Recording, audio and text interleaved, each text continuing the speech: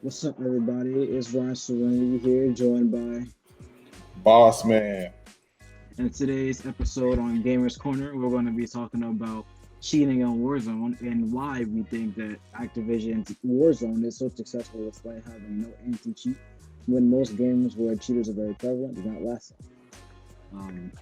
Just for some background information, anti-cheat is a program in which it does not allow cheaters to enter the game. If it detects a cheating software, the game will not start. Also, if you are cheating and it gets passed, you will get automatically banned from it. So let's say you install a hack or a cheat and you get past the first layer of code. If it detects that you may be aimbotting or wall hacking, then you will get banned and your account will be banned, and it could be a permanent suspension. It just depends on what the company decides to do with their actions and their achievements, but that's just a little bit of what anti-cheat is in the background. But as you may know, as you've played Warzone recently, or if you haven't, Warzone has a very extensive amount of cheaters, whether it's aimbotting, wall hacking, soft aim. There's just been a lot of cheating going on, and we're just very curious as to why Warzone has been so popular despite the amount of cheating in the game.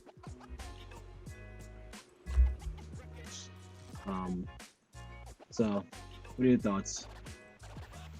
Personally, I think it's a double-edged sword, right? So, I'm a capitalist at heart, right? I believe in making money. However, I'm also a liberal too at the same time. So, I believe it's okay to make money, but I believe you got to do it the right way, right? This is the problem that I see.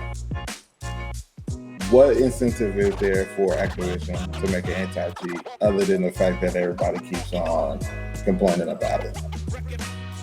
The only way you force a corporation to change, especially a corporation as big as Activision, because I think they've been out since 1972 or something like that. So I know it happened in the 70s. You got to take that money away from them.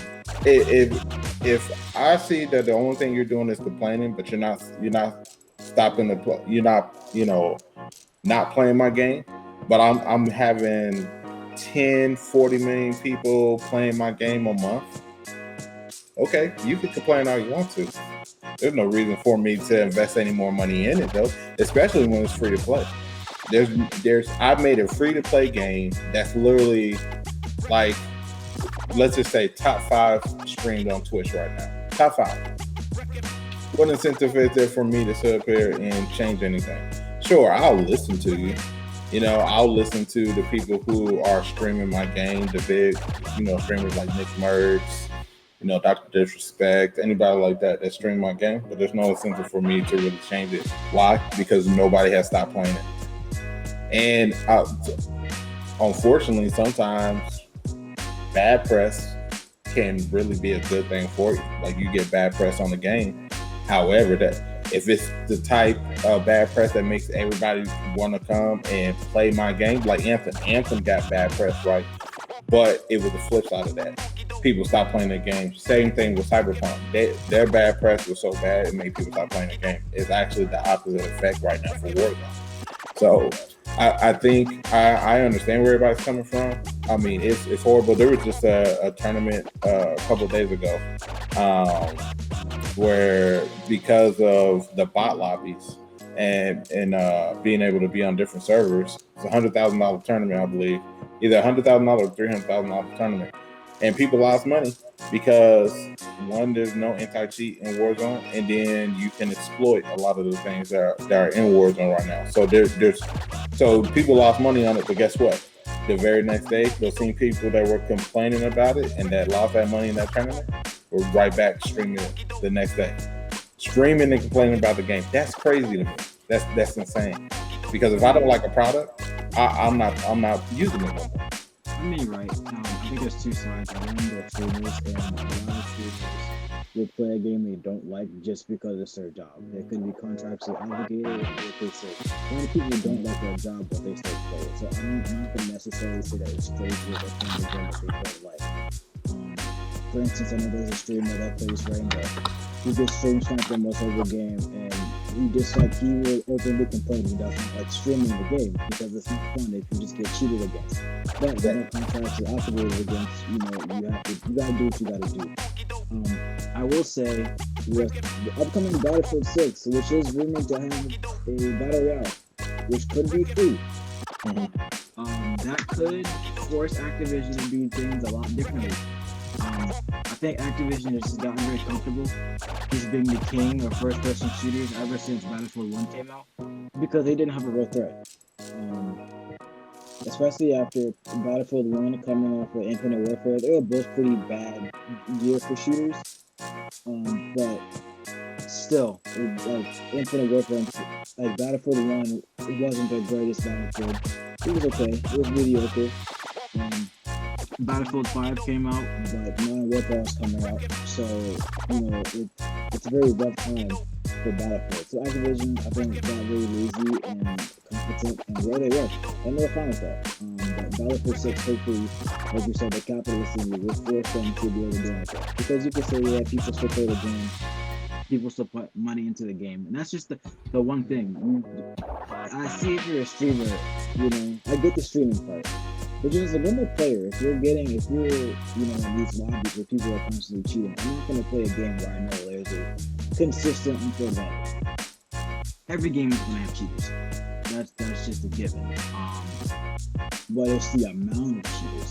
Like it seems like every game we get into, every other game we get into, it's an aim buyer, a wall hacker, a soft aim, and then you go and you open up, and on Reddit, there are people that are giving away free cheats, so they gotta pay for it. And then you can just make a new account.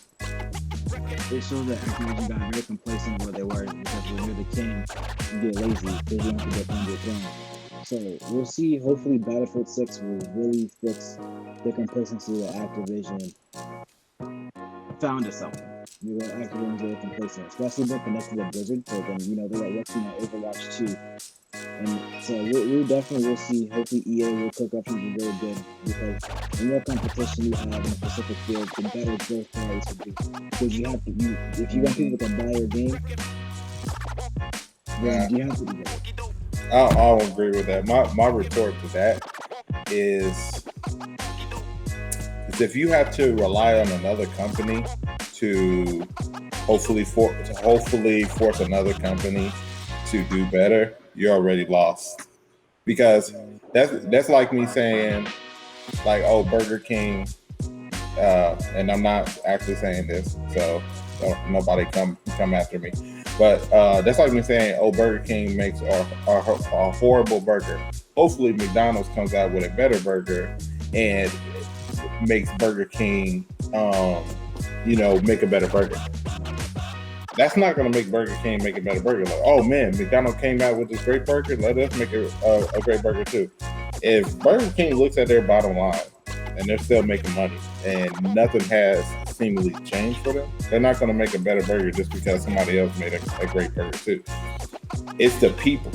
And literally you have to affect the bottom line. And the only way you're going to do that at this point is to literally cut them off and say, we are not playing your game anymore, which would be almost impossible. But they would have to see their numbers precipitously drop. And it would have to be tied back to, because there's so many cheaters, before they decide, like, hey, we're going to invest this money, even though it's not a lot of money that they would have to invest. But irregardless. Anti-cheat is one of the easiest things you can pull. It's one of the first things you can pull. Absolutely. When you look at Activision, all of the Call of Duty for the most part have been great anti-cheat. Even if Blizzard has fantastic anti-cheat, when you look at Overwatch, Heroes of the Storm, Dota, League of Legends, it's similar. When you look at, they can in-source anti-cheat coders and code. It's like, honestly, they could have copy-pasted something. Yeah, absolutely. But ask yourself this though: how, for lack of a better term or lack of a better phrase, how lazy do you have to be that to where you literally can just copy and paste something and you still won't do it to put it in your game, even though you have a whole bunch of people sit up here and complain about it? I mean, come on now. I think that's complacency. right? And I think you compare apples to oranges to the food industry to the gaming industry because yeah, you can like Burger King and McDonald's for different reasons that you choose to go there. When I'm comparing Call of Duty and Battlefield, it's a hidden rivalry. Let's just be honest. When you say It's really not. I believe it's hidden rivalry. And most people will say, which game did you play this year? It's a reason that Battlefield and Call of Duty were released around the same time, like literally a week apart. And I think it's part of the reason why I would even say Titanfall 2 died. They released Infinite Warfare, Battlefield 1, Titanfall 2 came out. Titanfall 2 is a fantastic game. Story, multiplayer. No, the story was horrible. The story's trash.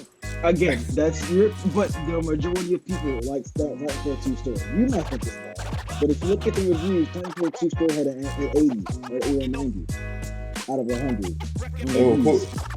Yeah, but those reviews are subjective. Number one, and number two, this is the other thing too. You would have to look and see what other games came out around the same time as Titanfall. I think Anthem's storyline is decent. I think it's pretty good. There's other people that would think Anthem's storyline is horrible, but I think Anthem's storyline is on the same level as Titanfall 2 storyline. Because Titanfall 2 wasn't about the story; it was about the game afterwards. Yes, Titanfall 2 was thing. About the multiplayer, but it's the same thing like Call of Duty and Battlefield. It was a multiplayer giant, right? But to me, I think games are different. If you have a single player game coming out and a multiplayer game coming out, a multiplayer, yes, their numbers might fluctuate a little bit because of those new. But the single player. It won't take away from the Call of Duty aspect because for the most part, you might have two different groups of players that buy a game, or they'll buy the game for two different reasons. I'm not buying a Call of Duty for multiplayer. I'm not buying a Call of Duty for single player. No matter how good is it, I think Call of Duty single players are very good. I think a lot of them are very overlooked. I think Ghosts are one of the best. I want a Ghost 2. If they release Ghost 2 story mode, I'll be happy. That's how good I think some of their story modes are. I think so. But this is the thing though. Call of Duty is a franchise that has multiple titles, right? Yes. Battlefield 2042 is only going to be Battlefield 2042. That's it. It doesn't have multiple titles that's underneath it or anything like that. It's just going to be Battlefield 2042. And that's why I think Activision is not going to feel any threat. If they thought that Battlefield was going to be a threat, and they look at this kind of stuff, they wouldn't release around the same time. They don't care about the rivalry. They don't care that you think, oh man, this is going to be a rivalry. They don't care about that. They care about how much money am I going to get. At the end of the day, that's what they care about. You care about the rivalry because you hope. As the person, right? We hope. Right. Again, it's the reason they released around Christmas time, but that's when we release here on this. But it's the same thing as consoles, right? Which console sold more? They release around the same time. You can say, we don't care about the rivalry. But consoles release around the same time, around Christmas time, because that's just when people are buying them. So I think both can be true.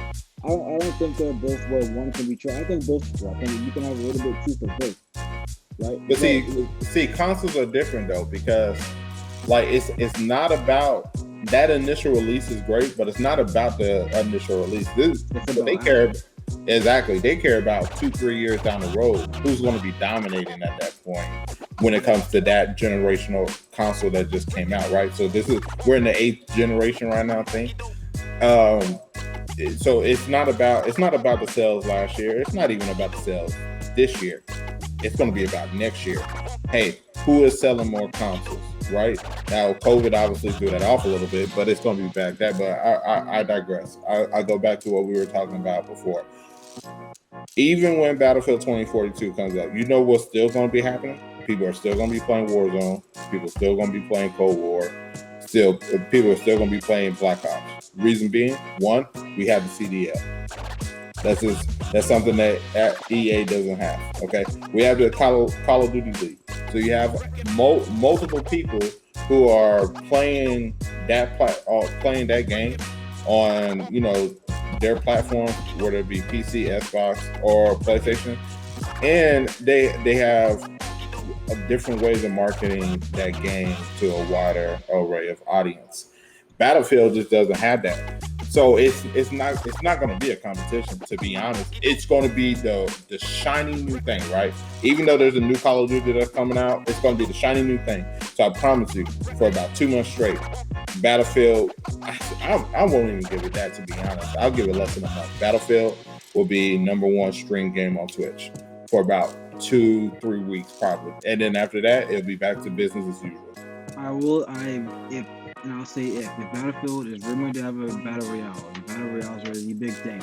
No matter how much I hope they die, blazing fire, like no glory. If we could just go back to when battle royales were anything, and battle royales are a good indicator of how good a game is, right? You don't already think that Battlefield was a battle royale? I mean, if we break down to a battle royale to its very basic core, you don't think Battlefield was already? I mean, it was literally a huge multiplayer map where you literally could just go through. But the wreck and shop. Yeah, but that's battle royale is like Hunger Games. It's different from its core. You could say, well, there's a lot of people on one map, sure, but that's not a battle royale. Battle royale is a lot of time RNG based. Everybody, gets the same opportunity. They choose where battle royale. Yes, as far as our goal is saying they're similar, is they have a really big map and there's a lot of players. That's it. Well, besides that, I think battle royale if Battlefield 6 comes out with a battle royale which is competent and is actually good, I would see a lot of people switching from Warzone. I don't think that they're going to come out with a battle royale because it's redundant. Like for them, okay, so you mean to tell me I'm gonna have this huge map to where I could blow up buildings, get in a jet, helicopters, whatever, zip line like they showed in the trailer, which, by the way, Battlefield, dope. That was dope. But I could do all this, and then you're gonna come out with a battle royale for what? Like, that's redundant. That makes absolutely no sense. Like, I can't see that, and I wouldn't even play it. Like, why? Why would I? I would say to jump on, like, why you answered your question, like you said, you're not because of money. Battle royales right now, right? But you can say it's redundant. It'll add another twist, right? This time, no. Because this is the difference in it, right? You have Call of Duty Cold War, right? Where you have your multiplayer in there. So let's just use Call of Duty Cold War. But then you have Warzone, which is an actual battle royale. That's different than Cold War. Cold War doesn't have their maps are not that open. It's a little. It's different. That's not the same thing with Battlefield. Battlefield is completely open map. I'm not gonna be flying in an F-35 and jump out and sit up here and shoot somebody with a rocket real quick. Which, by the way, Battlefield, I'm glad you bring it back. That was I'm not gonna be doing that and then be like, okay, cool. Now let me go play this battle royale real quick where I can. Let me pick my spot or where I go and then hurry up and no, I'm not doing. That makes no sense.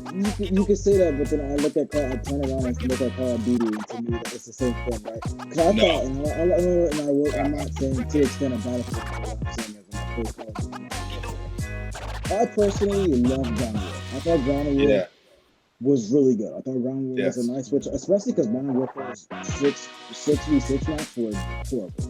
Yeah. Besides Shoot House, they were garbage. They were terrible. So to me, Ground War was really fun, and I could drop streak after streak. Like, to me, Ground War was like Battlefield, but not Battlefield. Right? So it's like, okay, I can go from Ground War, where I can get an AC-130, and then get a white phosphorus, and then drop a chopper, and then a VTOL, and then drop a nuke, and literally end the game. And I'm gonna go to this map where it's just the same three guns where I get instantly deleted because there's something else broken with more cheater. Like to me, it's the same question. It's the same question, just different style.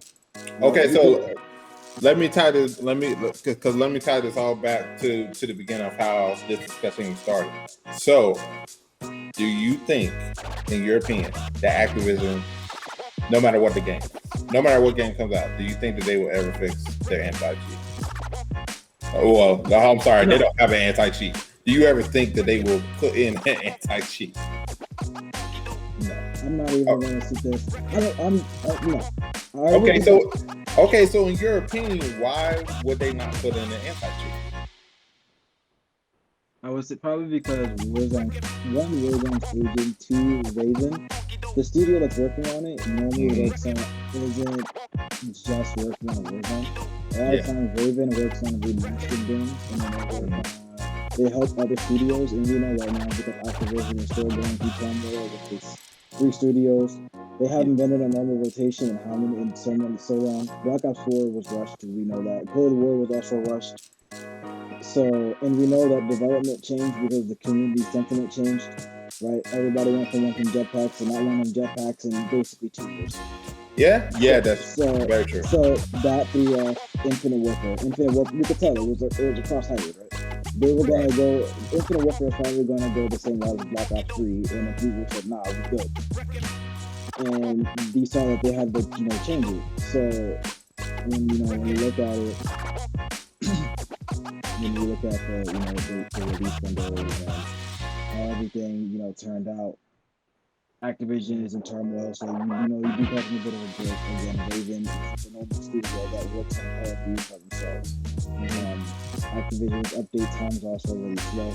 I would just say it's because they're probably focused on more getting their normal rhythm back in place, to getting their next Call of Duty season again. I would expect the next 2 Call of Duties to be whatever at best. I expect Sledgehammer's game to be really good. That's my expectation. The only reason I'm going to say that is because when's the last time they released the game? They've had this on and work on the game. Ooh, but that is true. Yeah. Like last time they released the game was World War II. Yeah, dang. So yeah. It's like now they've had all the time to work on a game. And think about it, they scrapped Cold War was supposed to be Sledgehammer. It wasn't. Yeah, you're right. Yeah. So they could take the drawing board from Cold War. They get another 2 years. I'm pretty sure. I think Infinity War is working on this one. Yeah, but that also kind of makes me nervous because if they took Cold War from Sledgehammer, there's a reason why. You know what I mean? So, like that to me is like the same thing with all the news that came out about what was happening over at the Microsoft Studios with Halo Infinite. Like how people were unhappy, them contracting out coding for the game and stuff like that. It just obviously, became a mess. Right. That to me feels like probably the same thing that was happening over Sledgehammer in some way. It's just that we didn't hear about it. Right. I'm not exactly sure what went down with Sledgehammer. I think part of it could just be a cash grab, right? And the reason I say that is because Treyarch is the best out of the 2 studios. I would like to think so. Treyarch. I think Activision was like, especially coming off. It's hard when you have Warzone and Modern Warfare is so dominant, and you want sales for a new game. It's hard to be like, we need to follow this quarter up. Most of them, I think they thought their best bet was going with Treyarch, because they said if anybody could do it, it's Treyarch, which I agree. I 100% agree. If anybody could do it, it's Treyarch. But like I said, I believe that's probably why they're talking to Institute, because they're worried more about the next games coming out, which I would too. If I'm a company and I'm like, well, I gotta figure out this internal stuff to get my 3 internal studios back on track, I'm probably not gonna worry about this game that's already released. So it's a little bit of both. I don't think that Battlefield 6 is gonna make them release Institute. I don't think that at all. I'm not even gonna put on my list. My whole thing was when you have 2 competing game franchises, when you think of first-person shooters, the first two most people will say is Battlefield and COD, right? And they release around the same time. Yes, you will have people that buy both, but a lot of times people will buy Call of Duty Battlefield. You even look at their communities. You have either Battlefield community or COD community. So, it's just obviously, again, there isn't that much competition, but when you have people, especially on COVID, with the COVID pandemic, a lot of people can only buy one game. Yeah. So it's like, which one is it? You're gonna buy Call of Duty or Cold War? A lot of people I know jump for Call of Duty, especially because it's Cold, you know what I mean. So Battlefield's gonna be a nice, refreshing change of pace. And then you look at the trailer. When you look at what EA did, they just took every popular thing that happened in Battlefield. You jumped out of jet and shot somebody with the rocket launcher. You know what I mean? The ATV with some C4. So, they're giving the community what they want. And if you have a company that's just giving people what they want, and then you look at Activision, it's like, why would I play your game? Especially when I'm not having fun. Yeah. I think a big reason why people, I think we both miss this, a big reason why people are playing Warzone is there's nothing to play. True. However, I have seen a trend where the older games, have been, like, people have been picking them up, a lot. And it does have a lot to do with, hey, there's nothing really new that's dropping. I would say a lot of people are going back to Battlefield 5. Battlefield. Yeah. A lot of people are going back to Battlefield. Yeah, you're Battlefield right. 4, Hardline, so again. But I look at that more as like a trend. People are really want to hype up. Well, one, they're just hopping on a trend, to be honest. Well, Battlefield was trending, so here, let me stream it because I want to, keep my viewers, all that kind of stuff. I want to grab new viewers, new attention. There's people that are playing Battlefield right now that I'm like, I've never seen you play Battlefield. So come on now. I do think part of it's a trend, but I think there's nothing to play. Like, I do think that's just a big thing is there's nothing to play, and what's going to take, as a streamer, there's nothing to play. What's going to grab new viewers? Warzone. Yeah. And again, a lot of them aren't enjoying it. If they're going to enjoy Warzone and stream it, why would I play Warzone? That's not open. A lot of people are not enjoying Warzone. You think about it, when the DMR meta was out, there was no game. Yeah, that was true. But yeah, you're right. The only thing people were playing was Warzone. So you're forced to be like, I have to play this. Yeah, but you're hitching your wagon to Battlefield, and to be honest, I don't think Battlefield is going to be it. I think it's going to be Halo. You have no idea how many people are like, listen, if Halo is just, I'm gonna be honest with you. It could be any game. It doesn't have to be. It can't be any game. I'm mean in sense of why so many people are playing Warzone, right? It could be Halo. Now, one thing I would just little side changing about Halo, and I think Halo Infinite, besides the internal strife. Piece of it is when you actually look at the core game design. The maps were made with the intent of not aiming down sight, because that's all Battlefield was, unless you were using certain weapons. There was no ADS. So the maps played in a non-ADS way. Certain corners were designed. But when they put ADS in the game, in the gameplay, the game flow mechanic changed into ADS. It plays different. The same thing, it's like with Modern Warfare. The Modern Warfare kind of succeeded, even though they're not a flaming ball of shit as well. Yeah, but see, the best Halos have had great storyline and a great multiplayer. If they can do that, if they can recreate that, you talking about a Warzone killer?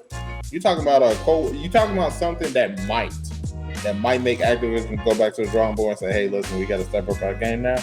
That's a franchise that can do it, because Halo is an actual franchise that has, one, stood the test of time even through its bad games, and two, was out before Warzone or before Call of Duty was, right?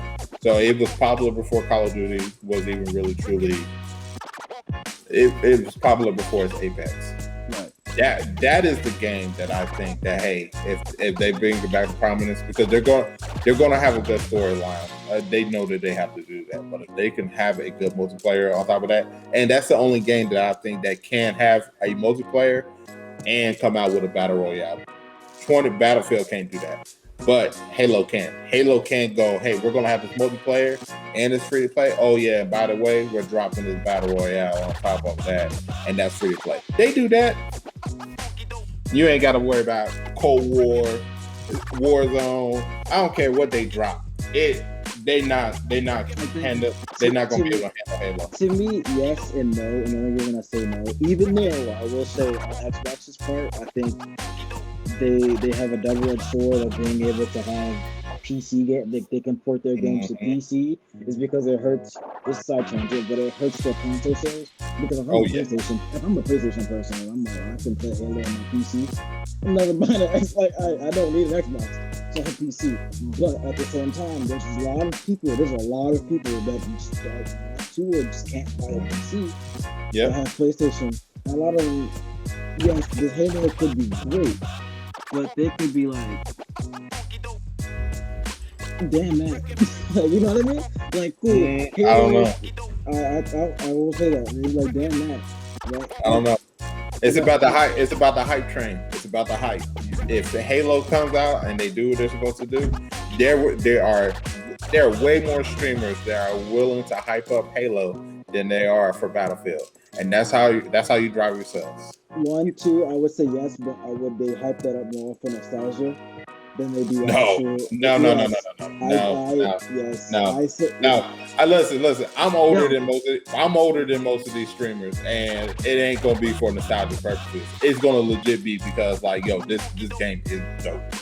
Like, I'm the one that you could say that to. I'm the one that you could say, like, hey, listen, you're playing that game for nostalgia, and I'll probably like, yes, you're absolutely correct. Because I remember the first day I bought my very first Xbox and Halo, because they both came out at the same time.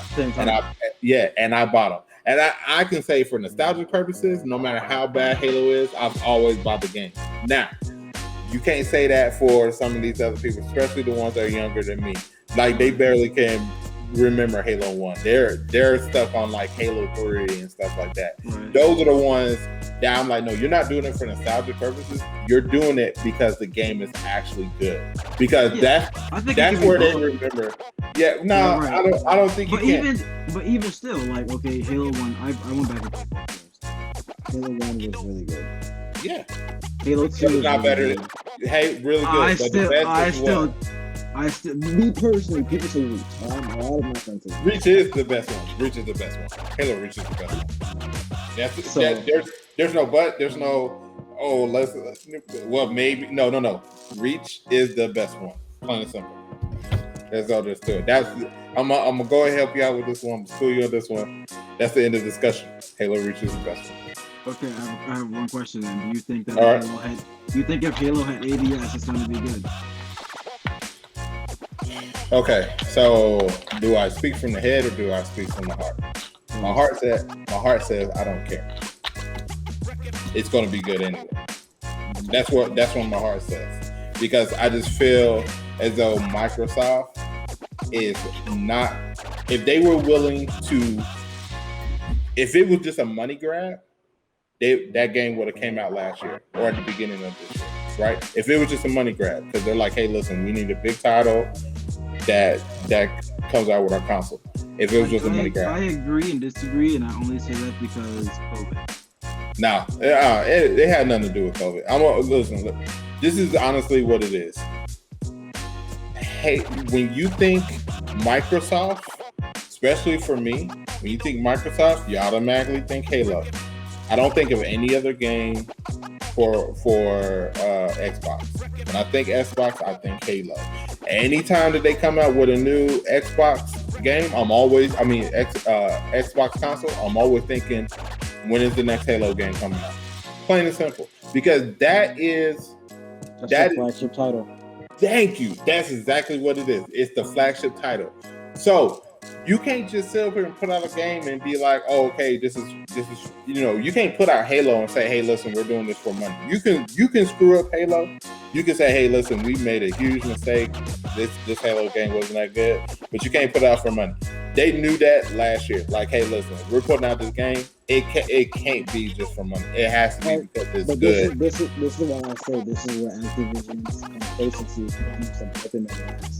Because when you look at the shooters that are out, and look at the shooters that are coming out, look what they've done, and look what they're planning on doing. Battlefield, this new Halo is supposed to be the Halo. Yes. Same as Battlefield. It's supposed to be the Battlefield. And then Overwatch 2 is supposed to be coming around the same time. And that's still gonna be trash. Yeah, look, but it's still the hype around it.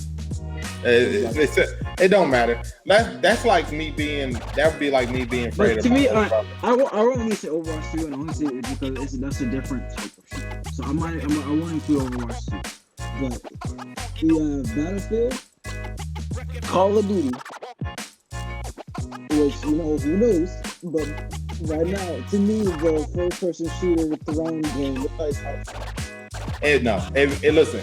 If I only had $70 in my pocket and Battlefield, and if Battlefield 2042 came out and it was only $50, and if Call of Duty came out on that same day and it was $40, and if Halo came out, even with all the problems that it had last year, came out, and that mug was $69.99, and I only had $70 to last me for the rest of the month, and it was the first of the month, I'm buying Halo. Plain and simple. And I promise you, there's more people that would agree with me than that would go like, oh yeah, no, I'm gonna get Battlefield or I'm gonna get Call of Duty. But to me, I'm very wary of Microsoft because Halo Infinite was the same way. That's because you're biased. You're a PlayStation fan. No, but I liked Halo. I really enjoyed Halo. I'm just no. See, you enjoy Halo. You enjoy Halo. Me and Halo got a relationship. Yo, if I would have said God of War, all right, you got me. But no, these are any titles that anybody can play. I have a computer. I don't need Xbox to play it. But see, that's the problem though. Halo's not just any title. It's not. It's the title. Battlefield isn't. Call of Duty isn't. I can play any Xbox title I want on my PC, so I don't need to be biased because I can play the game. It's different. You're right. You're absolutely right. It's different. But it's not the same thing. When Halo first came out, it didn't come out for PC. It came out for Xbox. Plain and simple. That's all there is to it. I'm sorry, but we gotta get ready to wrap things up. But yeah, we're gonna have to say this discussion for another time. I'm sorry. You talk about Halo fanboy? Oh, I'm a stand for Halo. You hear me? No, I'm not biased. I'm a realist. If anything, I hold Halo to a whole totally different like standard than any other game. Like, you can't just give me any old kind of Halo and then be like, all right, cool. Like, like we'll go ahead and throw this piece of trash. There's people out there that like Halo 5, and I look at them like they don't lost their mind. I'm like, you don't have that many brain cells. Okay, I get it. You said that likes Halo 5 or doesn't like Halo 5? No, they like it. Oh, exactly. See, that's what I'm talking about. And I hold myself up to a better standard. You don't feed me filet mignon and then think that you could just give me a pork chop the next day and I'm gonna be okay. No, that ain't how it works. Both nourishing, but at the end of the day, I want a filet mignon. I don't want a pork chop. And 343 Studios know that. They don't heard enough from me. They know. They probably got me on the poster like, hey, listen, if this dude ever walk up to the studio, call security immediately. To me, I just think whatever studio finds to report, that's just how I see it. Well, I can promise you this one. It ain't going to be EA and it ain't going to be Activision. I don't know, man. EA done went through 2 basically flop games. And still don't care. I mean... They still don't care. Yeah, Microsoft don't either. Yeah, them microtransactions keeping them afloat. They don't care. They do not care. Microsoft don't care either. Oh no, Microsoft care. You know what? Yeah, they do. Microsoft is the billionaire philanthropist that legit sits up here and says, "Hey, listen, we're going to invest our money into good things." There's actually. Hey, listen, you can roll your eyes, but it's the truth. The reason It's they true. got Bethesda is because they couldn't make a good story on their own. Okay? No. That's not the reason why. Microsoft, number one, they listen to their fans. All right. Because what have they always done? Backwards compatibility. Because they listen to their fans. Because they're like, hey, listen, we love your new games, but we love our old games too. Can we play our old games? What is it that PlayStation won't do? No, you're not. You know why you fine with that? It's because you're young. That's why you're young. Yeah. See, me, I want the bigger bang. I went first off. I feel good. I have a PlayStation 1, a PlayStation 2, and a PlayStation 3. So that's nothing. That don't mean nothing. That don't mean nothing. You didn't stand outside waiting for this to get the thing. I stood outside. I remember when PlayStation 2 came out and I was working at Best Buy.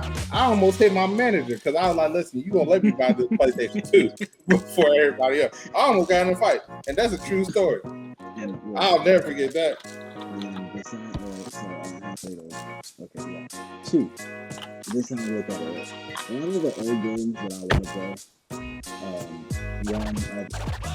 To me, true nostalgia is playing it on my console, not playing it on a PlayStation 5, playing it to a PlayStation 2 game. So, you know what I mean? So that's just me personally. But I will also say that a lot of the backwards compatibility games, when people complain about backwards compatibility, normally it's multiplayer games, and most of those multiplayer games aren't even playable because there's a bunch of cheaters. I won't say that. That's not true. That's not true. Because most of the backwards compatible games. Because first off, real talk.